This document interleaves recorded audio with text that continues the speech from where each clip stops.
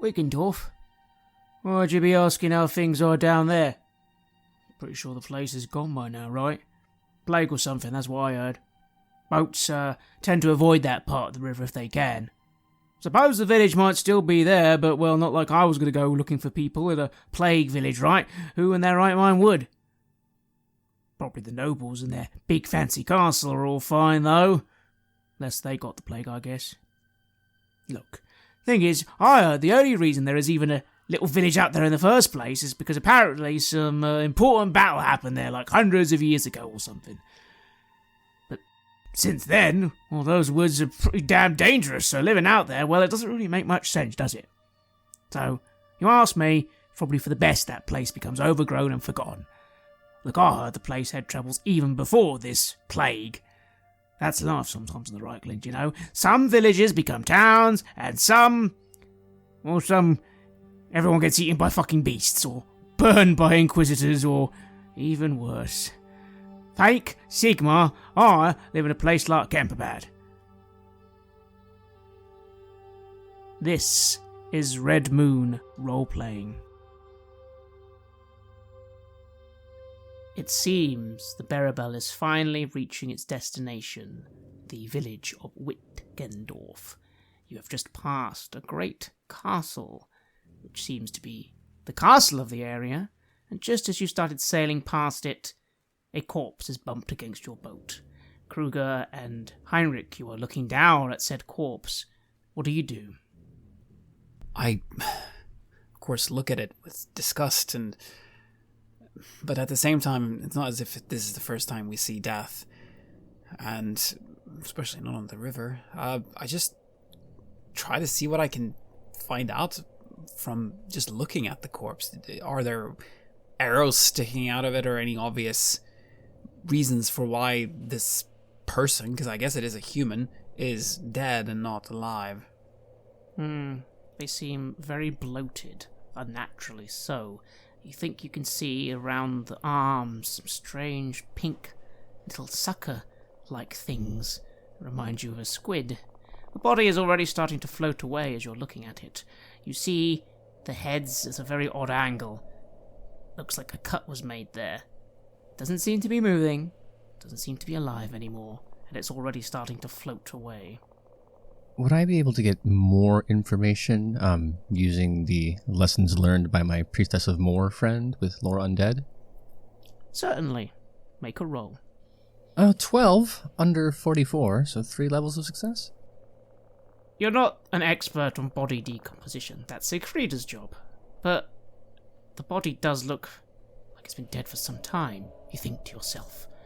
And if you were to confirm that with Siegfrieda, she would agree with you. And yet, some parts of it look fresher than others. You were told that's often a sign. Sometimes decomposition happens differently in undead beings. So maybe this thing was not natural, not anymore.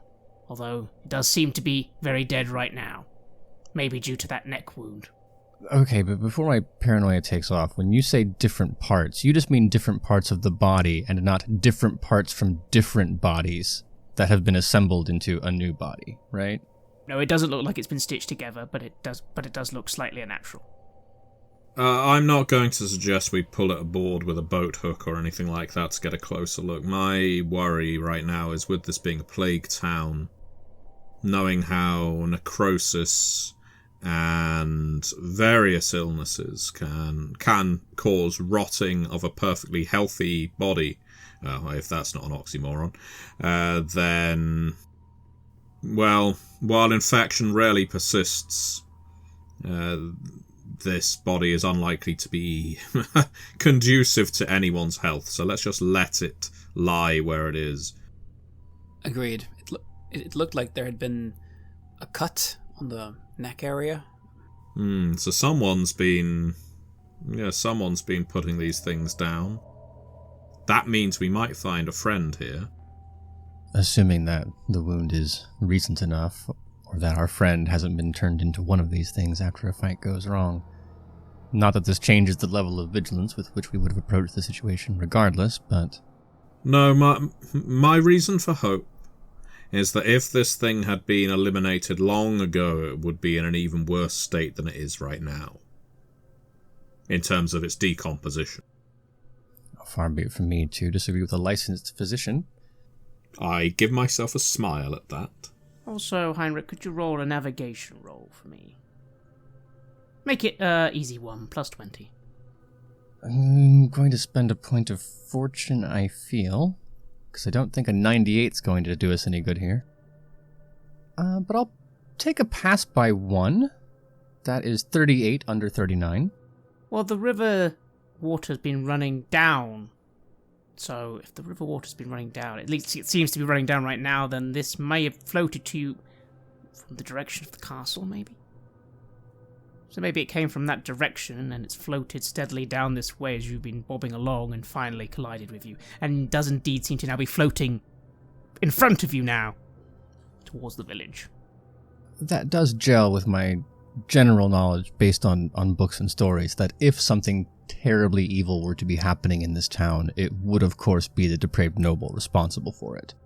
That's just common sense. Everyone who works the river knows the nobles are all bastards. All I'm saying is that in Sylvania, they don't hang out in villas, right? It's always a castle. How far away from the castle is the dock or the port or the landing? I think you can see it in the distance, so another 10-20 minutes. So the castle doesn't seem to be totally close to the village. Maybe by foot, that's about a 40-minute walk. Obviously, it takes a while to get up that big cliff, although you now see that that side of the bank, the cliff is starting to rapidly descend back to a more normal ground level, at least to where you are. Okay, so it's a bit more like a hill and motte. There's a village at the foot of this outcropping, and then the castle is quite a ways away. Yes. Okay. In a way that makes me feel better. If we're running with the theory that the highest density of undead and possible death will be at the castle, then in theory, the miasma theory, for example, we would be able to approach and get a sense of how bad things are getting as we get closer to the source. That seems logical. You could, wherever this village is, maybe head out from the village and 10-20 minute walk and then see this place from a distance. You'd have to be careful though. You notice again there's a lot of forest around here. A lot of forest. And as you're mulling this over, another 10 minutes pass and you begin coming close to the village that you assume is the village of Wittgendorf. You can't see much at this point. Again, it's a very gloomy day, a bit of a fog set in. But you can see a wharf. Nobody on the wharf. It's a very small wharf. You could maybe fit 2 or 3 boats on it. There's currently no boats there. The village itself looks ramshackle, impoverished. Lots of small single-story buildings clumped together. You think you can make out in the distance that the village might be surrounded by a wooden palisade, and that's what cuts it off from maybe some mills you can see in the distance, and then forest. You have a feeling that beyond the outskirts of the village, the forest becomes thick indeed. You think you can see a road, maybe that heads to the castle, that skirts up the cliff face and then, of course, into the woods. And you're coming into the dock. You don't really see anyone. You think you hear a dog barking somewhere, and maybe there's some birds, but it's still rather quiet as your boat begins to pull in to the wharf. What do the 3 of you do? Does the Birabelle have a captain's launch or a rowboat?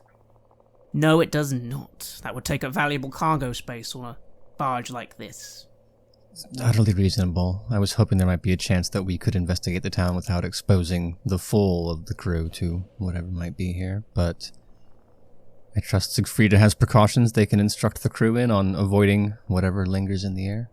Yes, I am currently giving the crew the best kind of advice about to keep your noses and mouths covered at all times, with a rag ideally soaked in urine, but if that is beyond the pale for you, alcohol will do.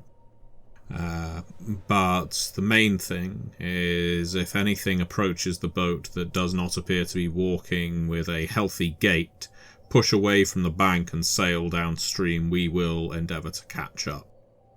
Captain Joseph nods, passing out rags to Walder and Grimm. You see Rena taking a rag herself and starting to look anxiously over the side.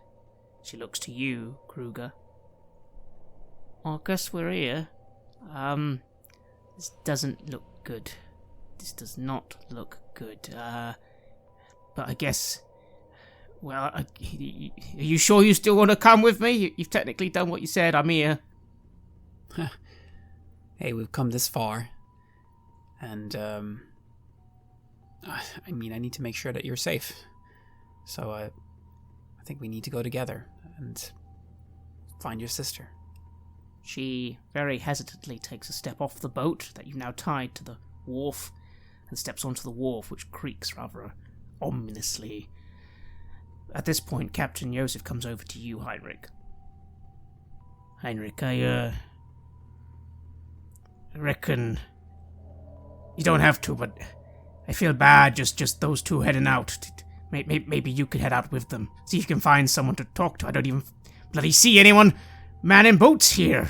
But maybe you could do that and get them back on the boat quickly so we can go. Many hands make light work, and I would never leave my friends unattended. Or their friends' friends, by extension. Aye, well, Walter and Grim, we can hold down the boat.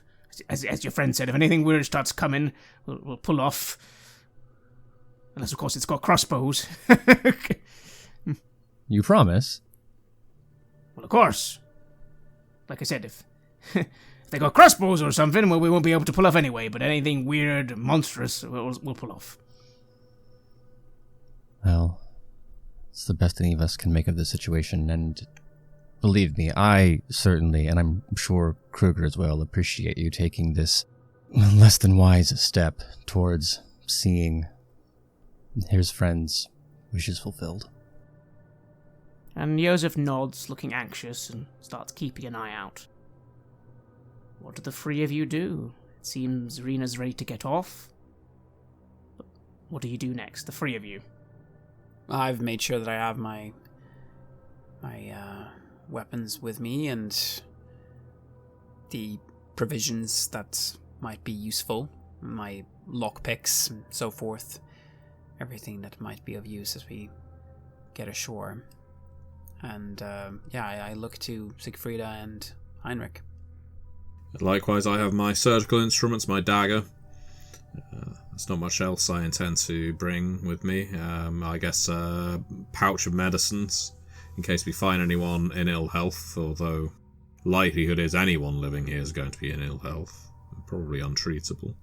On the topic of living here, now that we're ashore, do the buildings look occupied? I don't know that I've ever been in a plague zone, but again, from stories, I'd imagine you would see doors boarded up or some kinds of like warnings painted on the different doors. Is there motion in windows? Is there any sign that something yet lives here?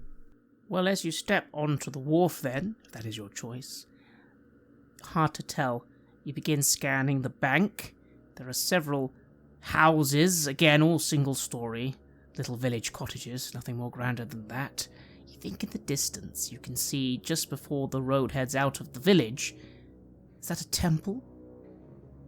Yes, it is a temple. It's got the flaming torch on the top. A statue of a flaming torch, anyway. It's one of the symbols of Sigmar. Well, there you go, a temple of Sigmar. Yes, that would be a good place to start for news. Likewise, if anyone's taking sanctuary, it will be in a place like that, so let's move and move quietly. First I was thinking we should shout hello and see if anyone responds, but given that there may be undead crawling around, we probably don't want to bring them all to us. No.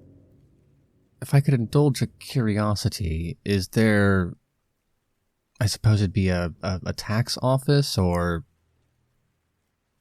some kind of a customs inspection, something on the wharf where there might be records kept? My thought being that if this place receives any kind of traffic on a regular basis, that there would be information there, or if the place is entirely abandoned and the last ship to arrive that wasn't us was 5 odd years ago. Both of those pieces of information are valuable. Well, as you look down the edge of the wharf, there is a bigger building. It looks like a boathouse of some kind. Probably the sort of place where fisher boats would normally be moored. Although it doesn't look like there are any boats there right now. There's not that there's anyone home either, but you could investigate. All of this, of course, will require you to start walking off the wharf and actually into the village. There's still a little bit of wharf left. You think you can see some old crates, and you think you can see some people, figures, covered in rags, and maybe there's 2 or 3 just sitting by a barrel. What do you do? Again, that seems to be all you can see for the moment, so there's this possible boathouse, that would be to your left. This temple, that's to the right, although that's a bit of a walk through the village. There are buildings on the way there, but at this point you can't really tell much about them without actually going over and having a look. But the place does seem almost abandoned, but not quite. Let's creep up to the boathouse and see if there is any sign of life within. Then the 3 of you begin moving. And when I say let's, I don't mean I'm going to lead.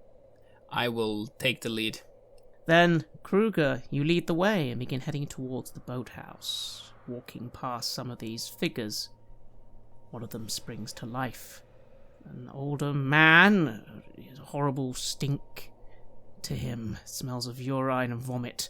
He starts stumbling towards you, holding out a emaciated hand. Food! Food! Food! Food! I have some food in my pack, right? Do you? I would have brought something with me, for sure, not knowing how long we will stay here. Not more than some kind of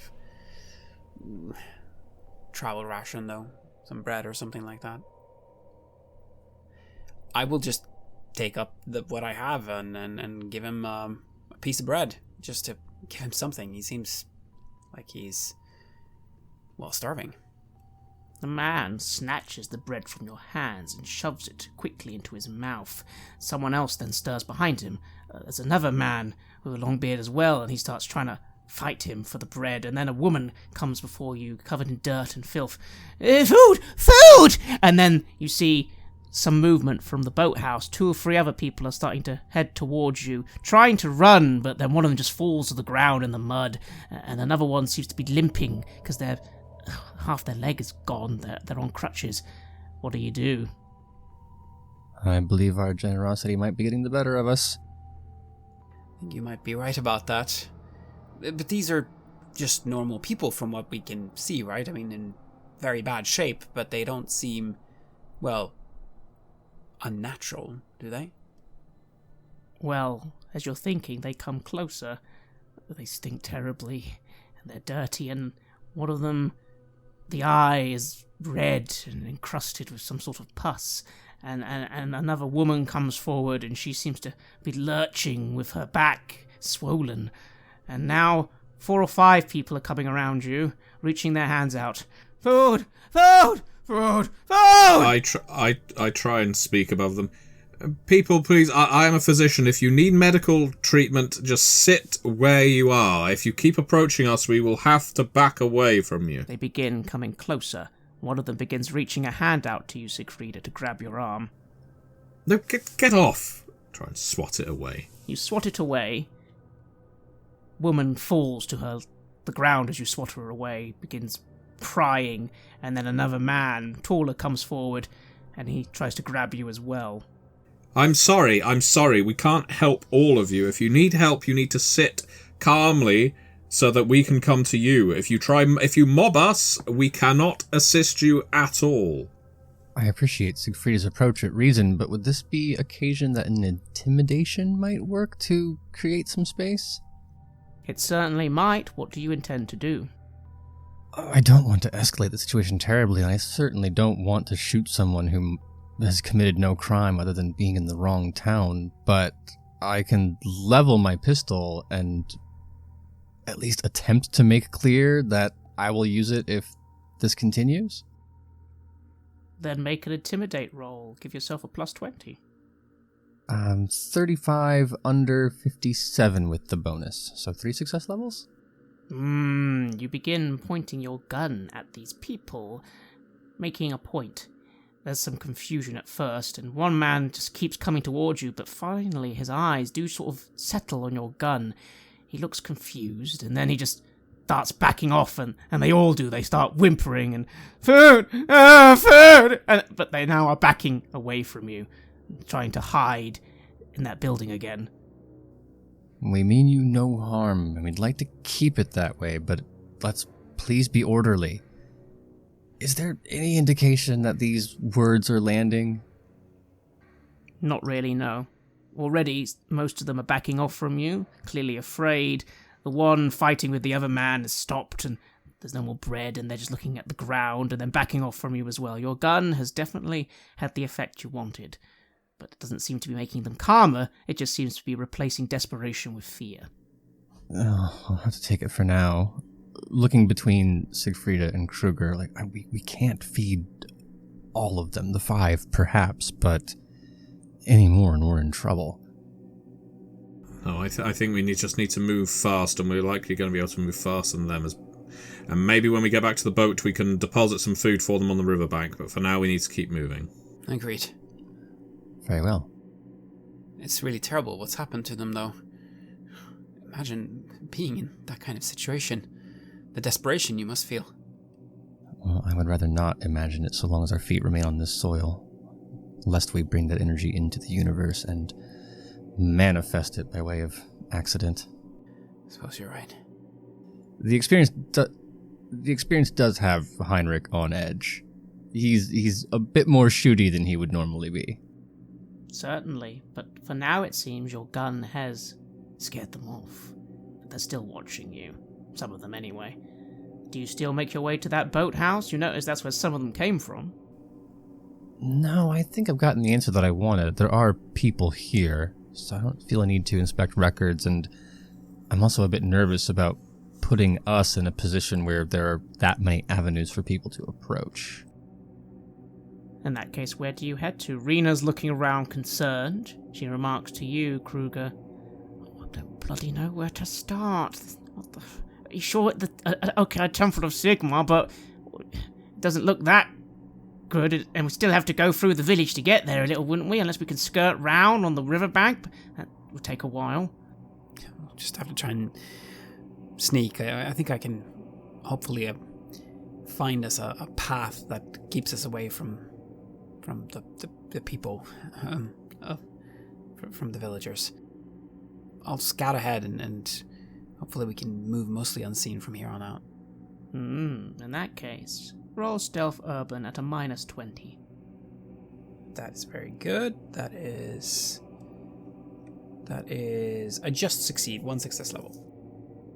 This isn't easy, Kruger, because at the end of the day, this is a village. It's not like a city or a town where there are loads of alleyways to hide behind. This is largely open.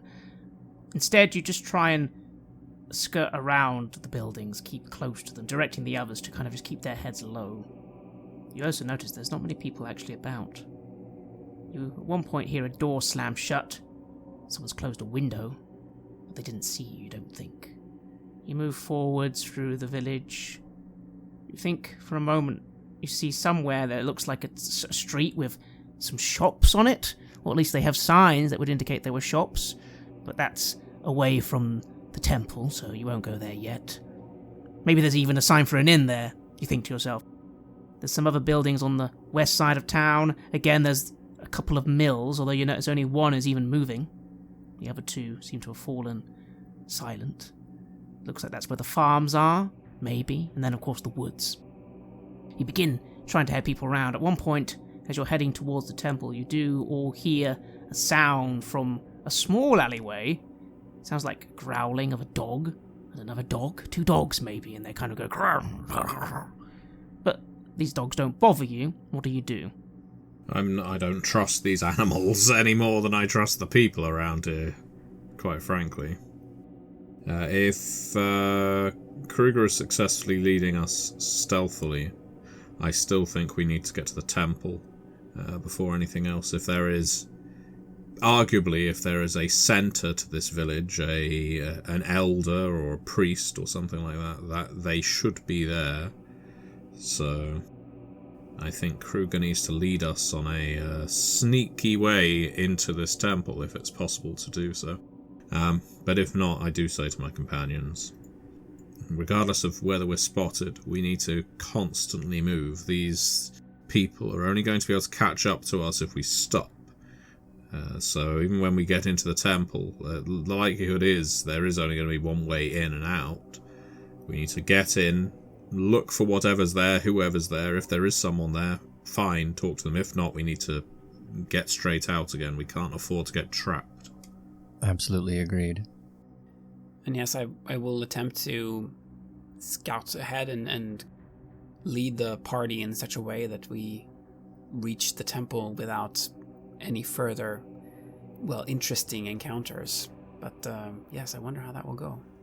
Indeed. Well, in that case, you bypass these dogs. They seem to quiet down after something tears, something fleshy sounding. As you begin heading up to the temple, you see there's a small little bridge, actually, that heads up to it. It seems there is a small, very small stream that runs from the main River Reich and goes through the town at this point. Probably was useful once for fresh water when the place was first founded. You also think you can see further down from the temple what looks like a graveyard, more, as in you can see the little black building there. It's quite a small one though, and of course lots of gravestones hidden in the mist. Still, you have reached the Temple of Sigmar. It is a very small one, just one level, but it does look like it has the classic dome on the top, and there are two big wooden doors before you. No sense in knocking, no time for politeness. Can we just barge in? You can, and of course the doors are locked as you push on them hard. I will move around the building to try to see if I can locate some kind of back entrance or something that might allow us for an easier access than, I suppose, lockpicking, which is what we would otherwise be left with. I also wouldn't want to discount that we could bang on the door. The doors might be locked because the people inside have also met the people who are outside. That is true. But I would be remiss if I didn't bring up Sigfrida's concern about making too much noise. Are we being pursued at this point? No. Then we should still try and be quiet. You know, if we have someone hot on our heels, then making noise is less of a concern. Speed should be the priority. But if we are currently hidden and unnoticed, then let's attempt to maintain that. Sounds like we proceed with Kruger's plan then. And you begin making your way around the building. Sadly, there is no back entrance. There are some windows, currently closed, but if you were to smash the glass and maybe start attacking the windows, you might be able to get in that way, but that seems to be it. So we have our choice of loud options? You do. I'll also say at this point that you do notice there's an awful lot of rubbish around the temple, a little grime on the walls, and those windows do look like they've been closed up quite firmly. I suppose I neglected one thing. I'm assuming, Kruger, your lock-picking skills are not so loud as your window-picking skills. They are not, yes. They are much more quiet. I don't know how much information is worth it. I suppose Rena is the one who has the most to say about it. Rena looks at you all and frowns. I mean, we're looking for people. I need to talk to someone to find out where my sister is. So unless they're in there, if you want to break in, we can break in. But I don't really see, is that going to help us find my sister? It might, I don't know. But it doesn't look like anyone's home, or if they are, they don't want us bothering them. Maybe. Especially with those weird people down by the docks. Again, isn't there supposed to be plague or something? Maybe they've all holed up. Well, let's see if we can get them to open the door first without banging too loudly. I mean, someone might be listening. I'll just try and move up to the main door then and give it a bit of a knock. Not very loud, but, enough so that someone would be able to hear it if they're huddling inside. You knock on the door. No response. I look to the others and have brought out my lockpicking set. Shall I? Hearing Kruger's voice, but not seeing him, because I am definitely watching the horizon. Out loud. I I do not violently object. Then I will begin trying to pick this lock. Very well then. Please roll a lockpick check. Yes, that is 4 degrees of success. Lovely. Who would be keeping watch while you did this? I am for sure. Could you make a perception check to -20? Oh, I don't like that. Oh, point of fortune for me. Oh, that's not good either, and I've only got 1 left. Yeah, I think I'm going to hang on to that and then apologize after the fact. As you keep an eye out on the village itself, you definitely do see movement every now and then. There are people in this village, keeping to themselves, it seems. But you think, when the door creaks open, not too loudly, but not too quietly either, you catch some movement, but not at the church, like somewhere just past the bridge. There's some bushes. You think you saw someone just move, but then they're gone. Was someone just watching you? You think so, but you can't tell who, and you think they're gone now. You've just caught the movement of them leaving the bush and going somewhere else, maybe a house. But they definitely moved faster than the folk at the dock. Yes. Not unnaturally fast, more a normal person's speed. Right. I'll make it known that I've seen someone. I'm not going to go charging off, but I will say we're definitely not the only people of healthy gait, as Siegfrieda would put it, here. We're being watched. Huh. I say as I return to focusing on the lock. I don't mind being watched. Being watched is fine. We're not doing it... Well, admittedly, we're breaking into a temple. But it's when we see these people. Again, I suspect the majority of them are going to be able to move only very slowly. So we just have to be prepared to move and not try and negotiate. Or stand and fight. Then the doors swing open, leading into a dark, dim foyer, which seems to be the entrance to the temple. I look to my companions triumphantly. Alright, well, it's open. And begin moving forward. You move forward. There's an antechamber here.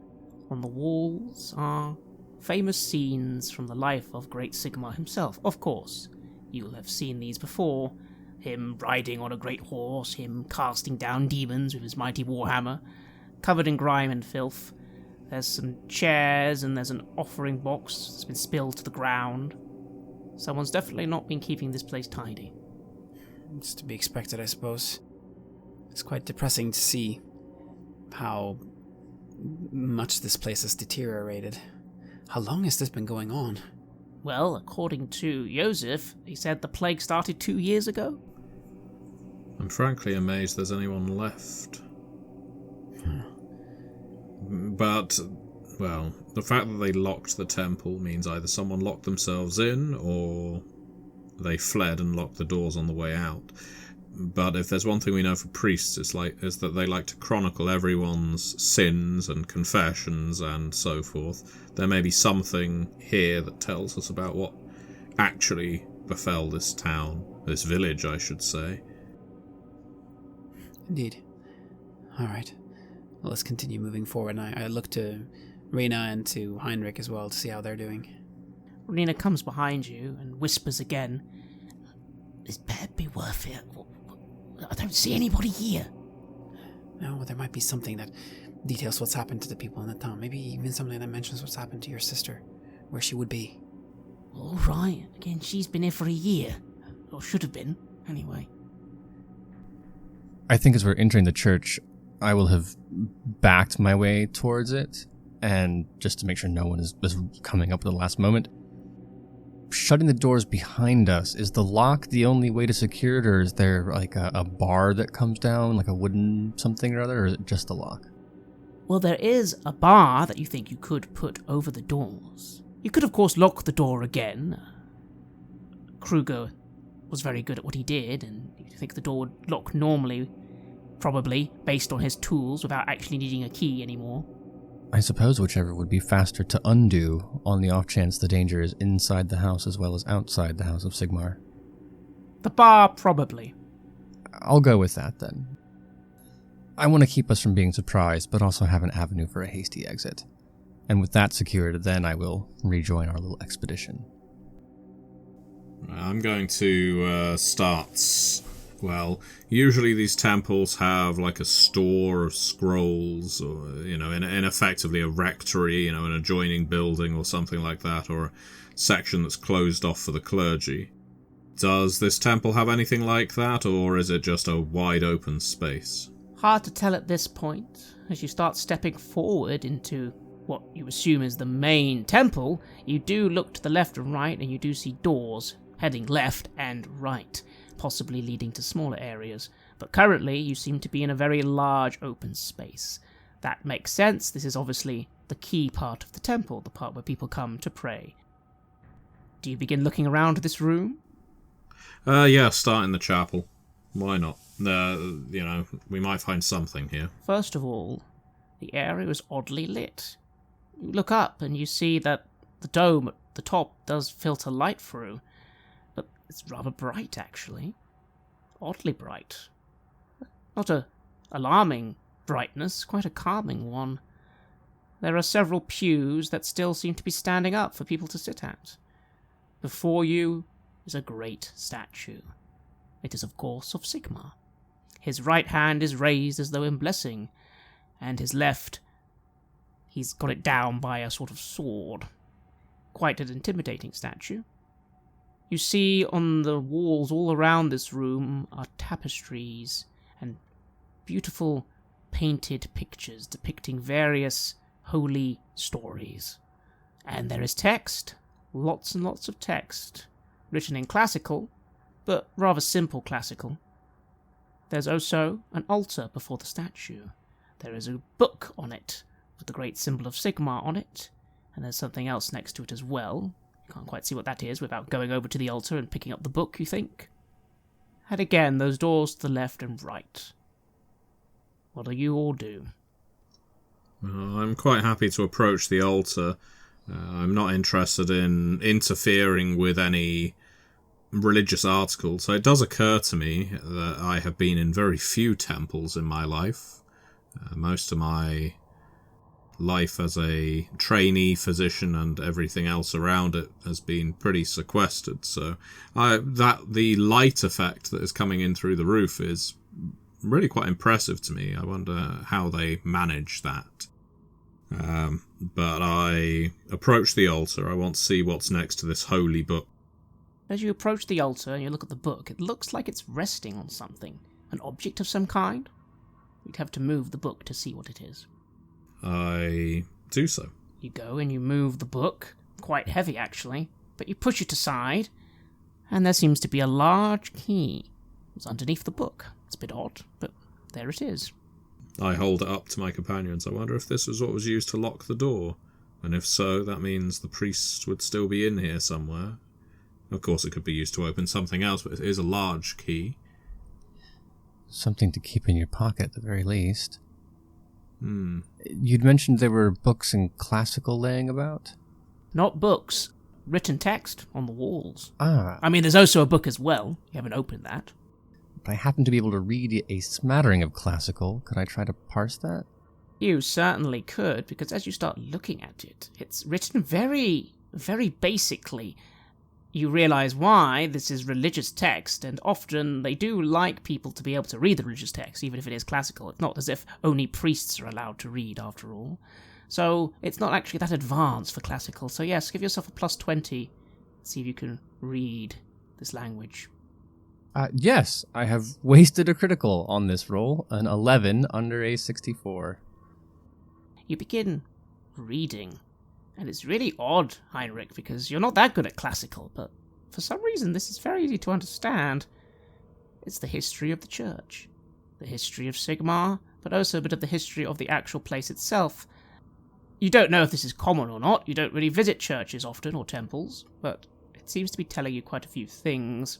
Apparently this place was founded during the reign of Emperor Boris I. Do you have history? I do not know. Well, it's an emperor. God knows when he was around. Only one emperor that I care to remember, and he's still here. Still, the temple was built on the site of a battle. Sigmar was here himself. That's quite an impressive claim. You have no idea if that's true or not. You keep moving on. Siegfried von Kesselring was a knight. He defended this temple against an assault of the ruinous powers. The mighty aid of Barakul. Okay, there's a picture of a man holding a sword and it's glowing. He is commemorated here, buried here. Okay, so this is a temple built on apparently a legendary site to Sigmar, and then it was built here, and then it's been here for hundreds of years, and apparently there was a knight here at some point, and he was buried here too. And that seems to be it. A lot of this, of course, would be the history of the temple. It wouldn't really be... They don't tend to write recent history on temple walls. No, and I think that is essentially the synopsis I will give to my friends. Temple was built here to knight so-and-so who defended it in the name of Sigmar. It seems like a consecrated place. I haven't been in that many churches, but this is the only one I can recall that has this kind of story. Well, it would make sense why this place isn't full of the pleading infected then. If what they have is something, and I know it plays into a territory I don't often like to discuss, but let's call it unholy, then maybe this temple will not permit their entry. That and the locked door. Well, let's carry on searching the place. We have this key. It might unlock something of note. You also notice, Heinrich, that there is something inscribed on the statue itself. You could read that if you want. Would you like a second roll? No. Oh, then by all means, let's take it. Heinrich, you go over and start reading the inscription under the statue. It says, "And all those who venerate chaos shall tremble and despair, for when the dwarves return to Zion and a twin-tailed comet fills the sky, though the chaos gates be open, the mutant horde shall die. Amidst a host of warring brothers, a standard will be unfurled, rallying men and dwarf behind it at the ending of the world." And remind me, what is the statue of? Sigmar. Ah, of course. Is that an especially popular or prevalent Sigmarite chant? No, but you've maybe heard it before. It does sound a little bit like the stuff preachers say on the street. Oh, the end times are coming. Oh, all perish soon. Except those, of course, who are true to Sigmar. So it's slightly heretical. Not heretical, just not the thing you normally expect to see. This sort of thing could be considered by some priests to be panicking good people. Talking about the end times and all that. The eschatological branch of the Church of Sigmar. All right. I don't know that makes me feel any better, although noting anything celestial immediately takes my mind back to the moon that has haunted me. It does indeed. You look around, you notice that Siegfrieda and Kruger are moving very slowly. Everything is very still. The air is very calm. What do? Suddenly things feel strange. When you say slowly, you mean like in slow motion, not just carefully? As if in slow motion. Oh, I don't like that. I'll call out to them. Not with alarm, I'll call out to them, not with alarm, just loudly reciting the verse off of the statue. And I'm paying attention to see if and how they react. You try and call out to them, but you can't. You can't speak. It's not like you can't speak, it's just you're moving so slowly, speaking so slowly you haven't even started to yell out. Your attention, though, is drawn to the statue. It seems to lean forwards, its eyes glowing a soft yellow. You hear a voice coming from the statue, from the sky. You're not quite sure. It says, "It is coming soon." Will you be ready? Will you take up the will to lead?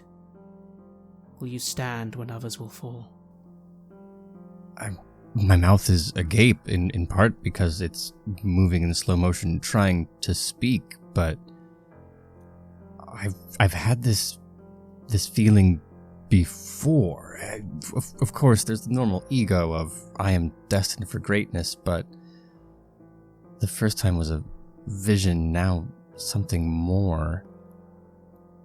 I'm looking up at the statue, making eye contact, I suppose.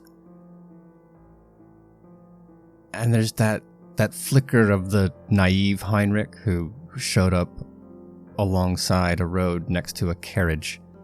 The one who, honest to God, believes he's capable of these things as before he experienced the chaos in the universe.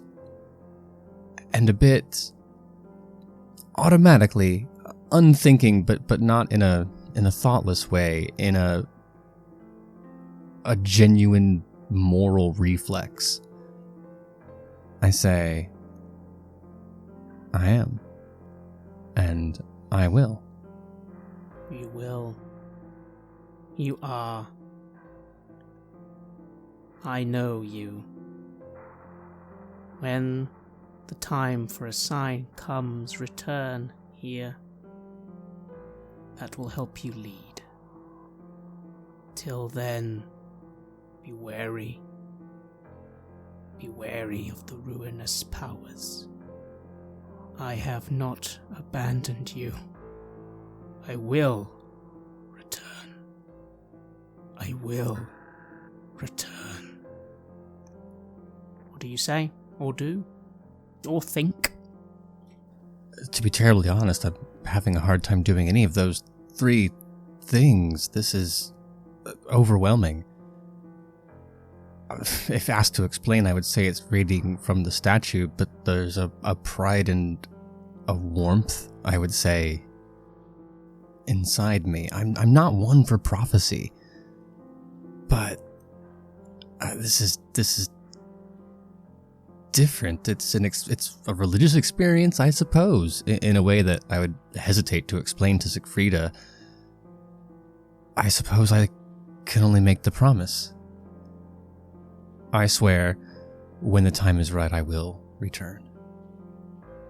And I'm half squinting now at the statue. Does it react to the vow? You don't know. You do know that Kruger's just come behind you and given you a bit of a tap on the shoulder. Heinrich just started staring at the statue a bit oddly. You just give him a little tap on the shoulder to make sure he's okay. What's going on? Oh, I hope that the terrified, shocked screech that comes out of my mouth does not alert people that we're searching here. There's a moment where I spin around, and were it not for the familiarity of his voice, I would have introduced this conversation with a pistol. But from there, I'll say, oh, you didn't hear or see? I didn't, right? You saw Heinrich look at this statue and just stare at it for a bit. Siegfried is just about to start searching around the room. You don't know what he's talking about. No, you were looking at that statue. That's all. There's a visible wave of confusion over my brow. Not based on what you said, and it'll become apparent that I'm just searching for a way to explain it. Kruger, you know I'm not one for flights of fancy, that, save for an excess of bravado, I'm generally sure-footed and mentally sound. That's the Heinrich I know, I say with a smile. Then you'll understand I'm not up to anything when I say this, but the statue spoke to me? I nod slowly. It was a prophecy about when the tides of darkness come and ruinous powers. It said when the time has come to return here. And I will return. And as I say I'm gesturing to the statue to make clear the capital I we are talking about. It also said something about when they need a sign, in particular. When they need a sign, return here. I'm not a religious man to that degree. Does that mean anything to you?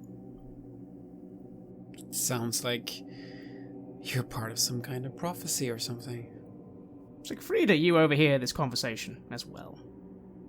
What on earth are you two up to? There's a village of infected out there. I think now is not the time to be discussing matters of faith and prophecy. Maybe when we're somewhere away from here? You're right, of course. Don't worry, Heinrich. It'll be... What's meant to happen will happen. No point in thinking about it. Oh, fate being what it is, and I'm sure this air, taking a more cynical tone now that Siegfrieda has approached, as not to look like a huge buffoon in front of her. But my eyes lingering on the statue even as we commit to searching the rest of the area. Siegfrieda, it seems whatever they were talking about is past. Where do you want to go? You can investigate this room a little more closely if you want, otherwise, again, there's that door to the left and the door to the right. Well, let's open up some doors, shall we? We'll turn left first of all. Well, you go to the door to the left. Seems a sturdier door, made of stone as opposed to wood. You push on it, it does start opening. The light and warmth of the room you're in seems to immediately desist as you look through the dark into this area. I stop where I am, then. Do we have any portable torches or lanterns or anything like that on our persons? I say this to my companions more than me. Well, I don't see why you wouldn't have taken some torches with you. This room does seem to have some sconces which have torches in. You've also noticed by the statue itself are 2 torches burning very brightly and very healthily, but you're not entirely sure how that's possible. They've been burning the entire time you've been in here. You know that normally temples like this have a little bit of godly magic about them, so maybe you don't want to mess with those. But you could light your torch on those torches, that should be fine. Okay, I will do that thing. You go and you light your torch on one of these torches, and you take its light with you. You notice it begins to dim significantly as soon as it's your torch. You wonder why that is. Your torch is not bad after all, but it doesn't seem to glow and burn as well as the torches next to the statue. But it's good enough, and you'll poke the torch just round the door. It's a dark, dank place. Your light doesn't get far. You think you can just see a little chamber to the left, and then the room extends much further towards the right. You see on the walls graves, or rather tombs. There's a couple on the wall. You notice one of them's open. You look down to the ground and you see bones on the floor. What do you do? That's all just from peeking around the door. You haven't properly entered yet. No signs of movement, though. Nothing I can hear. You listen. No sounds yet, no. Well, on the basis that I'm assuming if there was something conscious, if not sentient, in here that reacted to light, it would probably approach as my torch poked around the corner. Therefore, I'm going to weigh up the odds and assume, okay, it's safe to proceed. So I will push through the door, widening the gap and hopefully illuminating the entire room. Doesn't quite illuminate the room. The stench hits you. Rotting flesh. Several more bones on the floor. You almost step into one. To your left, there seems to be a dank little door leading somewhere. And then, to your right, in the dark, stairs. Stone stairs going down beneath the church. If this is an upper crypt, maybe that leads to the catacombs of this place. I turn to Heinrich and Kruger. I'm sure I don't need to say, but a crypt shouldn't have such a putrid, rotting smell to it. Usually bodies are, if not preserved, bound or dried out, or the organs removed. My point being, there's something wholly wrong about what's underneath it, and I'm not sure that we should descend. Yes, it is concerning to say the least. Well, perhaps we have gotten enough from this room. Perhaps we don't have to descend down. I'm curious, I must confess, but perhaps this is a place we had better not descend into. Oh, would it be well for us as servants of the Empire to leave this place sullied as it is? Could Sigmar forgive us? Or if you're not one for theological fancy, something rotting down there might give us more information about the rot that has taken over the town. When you put it like that. I am grimacing at the thought. If nothing else, I suppose I'm brave enough to take a few steps down. Wait. Let's open the left door first. If we end up waking a dozen shambling, half-dead things, we're not going to have much of an opportunity to search the rest of this building, are we? And I will mutter to myself, no zeal like the recently converted. Well then, what do? I suppose in a show of faith for Siegfried's plan, I will volunteer myself to open up the next door. I'll pass you the torch. You do so. You poke your head in a small chamber, ravaged. There's a table overthrown, there's a bunch of jars smashed.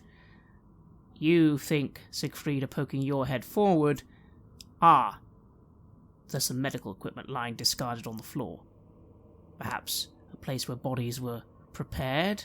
Granted, that's normally the business of priests of Mor, but obviously in the Temple of Sigmar, they wouldn't just leave corpses lying around. Doesn't seem to be anything of value, though. Someone's been through this room and ravaged it. And still the mystery remains. This temple was locked. Indeed. So either the priest fled and locked the doors behind him, because he didn't want any of his holy artifacts and so on being stolen, or he's still down here somewhere. In this surgical room, makeshift surgical room, is there anything that indicates, journals or scrolls, or is this just a room that is pretty much empty except for the refuse? Pretty much empty. Anything of worth seems to have been removed. You don't know if there would have been any notation here, really. This isn't a doctor's room, after all. No, of course. Okay. All right, then. Heinrich? Yes. If you're feeling confident, then, about descending into the lower dark, lead on. No way but forward, friends. Or in this case, down. Roll a perception check. 1 success level, 30 under 49. Well, you're not able to get far because you've heard them coming up already.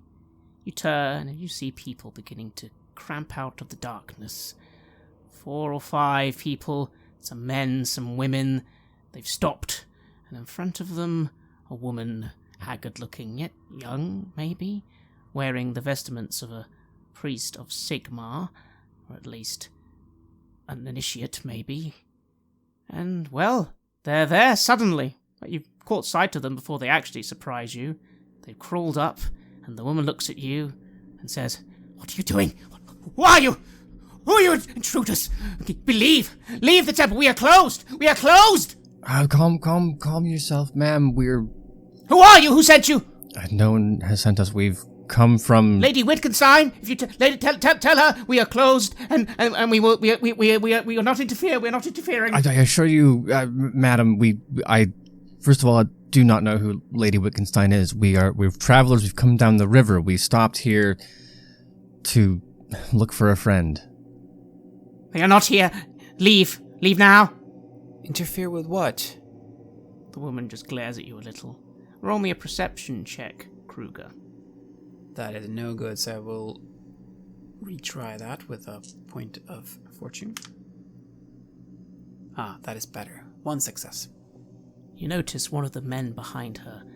He looks emaciated, his eyes are hollow, but he's looking at you constantly, and then Siegfrieda, and then looking at the bones on the ground, and just looking at you, and another one as well. One of them is checking out the weapons. You see him, he's like looking at the weapons and looking at you, his eyes darting back and forth. These people do not seem friendly, and the woman just comes forward and says, Leave. Leave this place now! If you are truly not here to harm us, you will leave now! We're looking for Sigrid.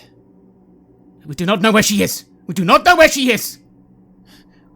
When was the last time you saw her? Where? Be gone! She seems more agitated, and they all move forwards. Again, there's a couple more of them. There's like 5 or 6 people now starting to come in here. You're getting outnumbered, and it's rather cramped. You're going to have to deal with these people one way or the other. One thing's for sure, you don't think this is a safe situation anymore.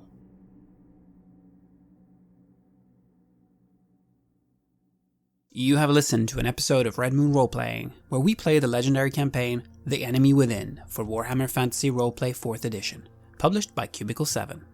In the second part of the series, we are tackling Book 2, Death on the Reich. Joining us as players in this series are none other than Aaron Hammonds from Queen's Court Games and our dear friend Matthew Dawkins. The music was made by Flowers for Body Snatchers, Wordclock, Metatron Omega, Aegersonus, Apocryphus, Halgrath, and Northumbria, featuring a number of collaborations with other artists, and was used with permission from their label, Cryochamber. Check out their website at cryochamber.bandcamp.com or their YouTube channel for some moody dark ambient for your gaming table. We would like to give massive thanks to our champions of the Red Moon, Martin Heuschober, Nastasia Raulerson, Simon Cooper, David, Julián, Camilla, Bob Lange, Julián, Cameron, Antxon, and Graham Barey for their generous support. And we would of course also like to thank all of our other patrons. Without your support, the show would not be possible. If you want to support our work, please check us out on Patreon. You can get access to bonus campaigns for Cult of Indie Lost and Coriolis there, as well as get early and raw access to all of our recordings. You can also hear your name read on the show as a champion of the Red Moon, as well as play Cult with us. Most importantly, that support is what keeps the show going, so do check us out there. Thank you again for listening, and remember, Skaven are definitely not real.